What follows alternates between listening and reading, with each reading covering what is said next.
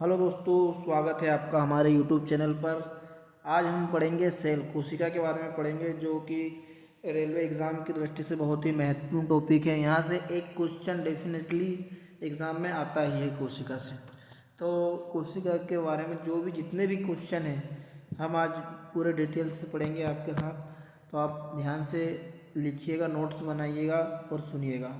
कोशिका के अध्ययन को क्या कहते हैं? कोशिका के अध्ययन को साइटोलॉजी, कोशिका के अध्ययन को क्या कहते हैं? साइटोलॉजी। कोशिका के अध्ययन को क्या कहते हैं दोस्तों? साइटोलॉजी। साइटोलॉजी नाम किसने दिया? हर्टविग ने। साइटोलॉजी नाम किसने दिया है? हर्टविग ने। ये नाम दिया हर्टविग ने। साइटोजेनेटिक्स एच जे मूलर नामक वैज्ञानिक ने क्या दिया है? साइटोजेनेटिक्स। फादर ऑफ साइटोलॉजी किसे कहते हैं? रॉबर्ट हुक को। फादर ऑफ साइटोलॉजी किसे कहते हैं? रॉबर्ट हुक को। रॉबर्ट हुक को फादर ऑफ साइटोलॉजी कहते हैं। उसके बाद रॉबर्ट हुक की बुक का नाम क्या है? माइक्रोग्राफिया। रॉबर्ट हुक की बुक का नाम क्या है? माइक्रोग्राफिया रॉबर्ट हुक की बुक का नाम है। दोस्तों याद करना बहुत इंपॉर्टेंट है, यहाँ से क्वेश्चन आता है ना। उसके बाद फादर ऑफ इंडिया साइटोलॉजी किसे कहते हैं? ए के शर्मा। फादर ऑफ इंडिया साइटोलॉजिस्ट किसे कहते हैं? ए के शर्मा। ए के शर्मा को क्या कहते हैं? Father of India cytology. कोशिका की खोज।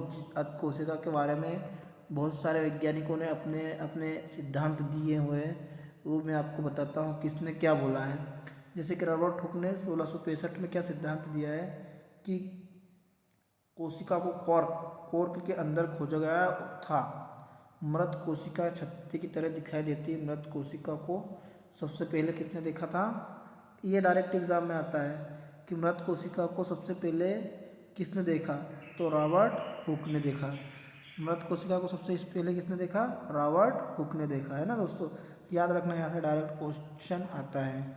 उसके बाद सेकेंड नंबर पर क्या है दोस्तों? एवे ल्यूवेनहॉक। एवे ल्यूवेनहॉक। एवे ल्यूवेनहॉक ने क्या कहा? ये सबसे पहले तो ल्यूवेनहॉक हॉलैंड के नागरिक थे। इन्होंने क्या जीवित कोशिकाओं को देखा था। सबसे पहले जीवित कोशिकाओं को किसने देखा? एवे ल्यूवेनहॉक ने 1676 में देखा। तो दोस्तों यहाँ भी बहुत महत्वपूर्ण क्वेश्चन है कि सबसे पहले जीवित कोशिकाओं को किसने देखा? एवे ल्यूवेनहॉक।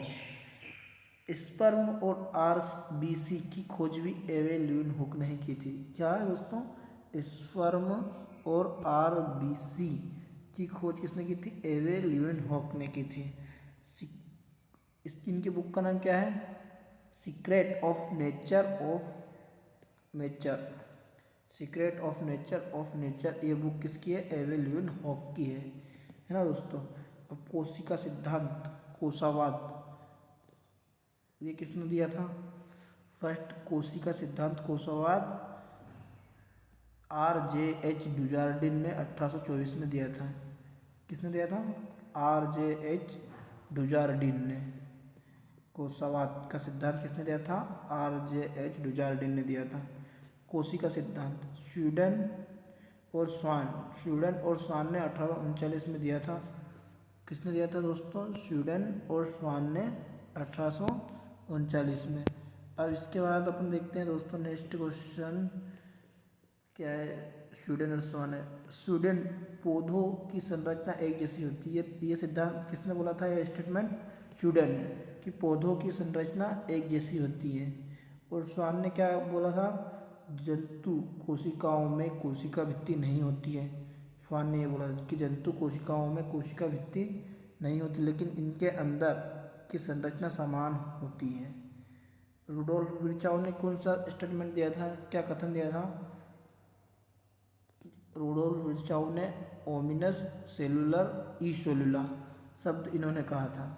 मतलब जो है पुरानी कोशिकाओं से ही नई कोशिकाओं का निर्माण होता है। ये किसने कहा था?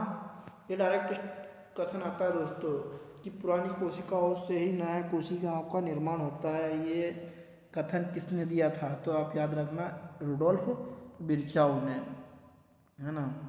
नई कोशिकाओं से सभी जीवधारियों की संरचनात्मक और कार्यात्मक इकाई है। सभी जीवधारी एक या एक से अधिक कोशिकाओं से निर्मित होता है। ये किसने बोला? रुडोल्फ विर्चाव ने बोला। सभी कोशिकाओं का निर्माण भूतपूर्व कोशिका से होता है, ये भी किसने बोला? रुडोल्फ विर्चाव ने। अब दोस्तों लुईस पाश्चर ने क्या स्टेटमेंट दिया था, कथन दिया था? स्वान-निक एक्सपेरिमेंट, हंस ग्रीवा प्रयोग, लुईस पाश्चर ने 1862 में दिया था। लुईस पाश्चर ने कहा किसी भी जीवित कोशिका का जीवित कोशिकाओं से हुआ है, किसी भी जीवित कोशिकाओं का जीवित कोशिकाओं से ही निर्माण हुआ है। सबसे छोटी कोशिका क्या है? माइकोप्लाज्मा। यहाँ से एक क्वेश्चन जरूर आएगा दोस्तों, ज़रूर आप याद रखना। क्या है कि जैसे कि माइकोप्लाज्मा की जो लंबाई है वो क्या है? 0.1 से 0.5 माइक्रोमीटर। ये जो है ये इसको ऐसा माइक्रोमीटर बोलते हैं दोस्तों। माइकोप्लाज्मा का दूसरा नाम क्या है? PPLO।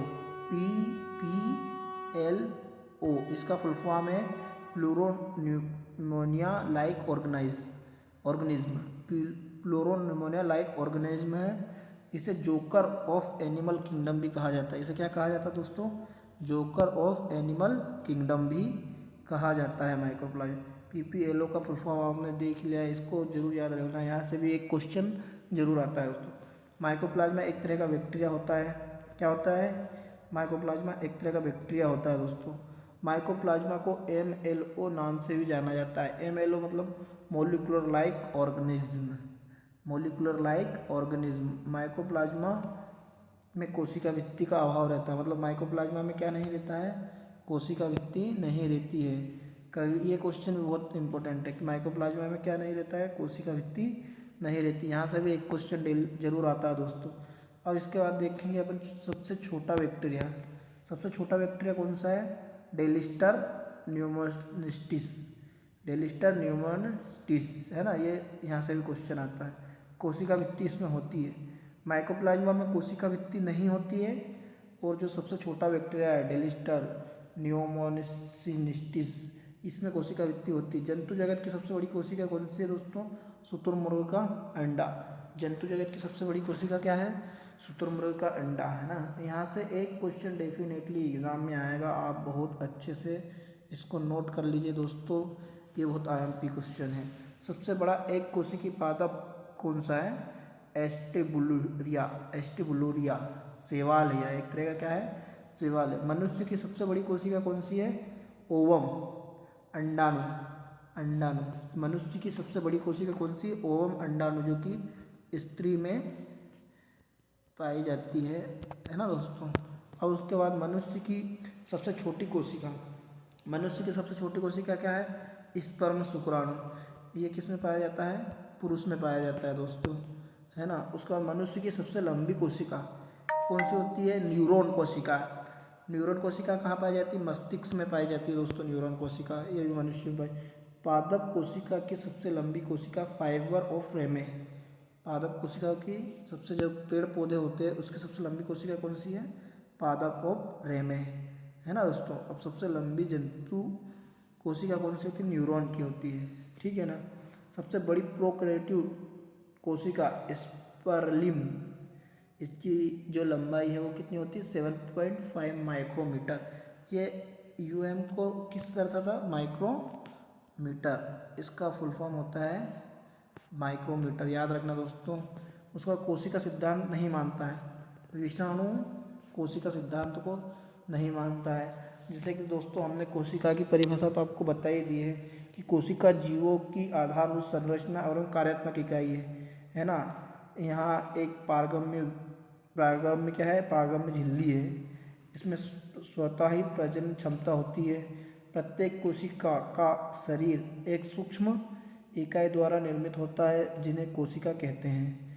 मतलब स्वतः ही, जैसे कि अपने को कहीं पे चोट लगती है दोस्तों, अपन देखते हैं चोट लगती है तो ऑटोमेटिक अपन देखते हैं कि वो घाव ऑटोमेटिक भर जाता है। वो क्या है? स्वतः का निर्माण ऑटोमेटिक होता है ना। तो आप इससे समझ सकते हो दोस्तों कि कोशिका जो है वो स्वतः ही निर्माण होता है उनका, है ना।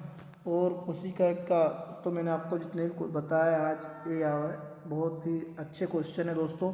हमारा वीडियो आपको कैसा लगा आप लाइक शेयर सब्सक्राइब करके हमें बता सकते हो कि कमेंट में कि हमारा वीडियो कैसा लगा और अच्छा लगा हो तो हमें सपोर्ट कीजिए दोस्तों। धन्यवाद, थैंक यू।